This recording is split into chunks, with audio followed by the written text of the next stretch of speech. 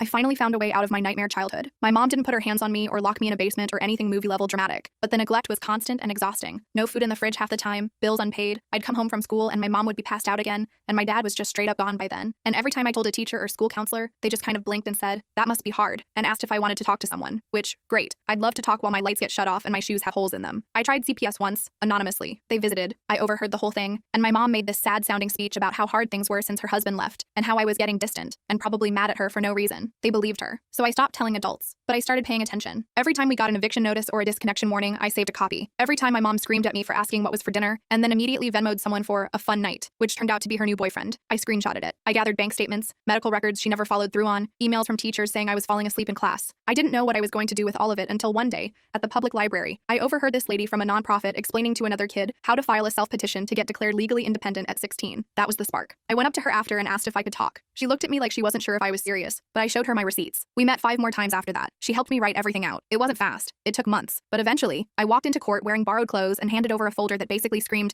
"I've been raising myself since I was 10. The judge didn't say much, just nodded, asked a few questions, and ruled that I was emancipated. When I told my mom I wasn't coming home, she rolled her eyes and said, "Fine, go be dramatic somewhere else," like she didn't even care. But 2 weeks later, she called screaming because child support got canceled and now she couldn't afford her car. I didn't answer. I was already at my part-time job, looking for a studio apartment and wondering what color to paint the walls.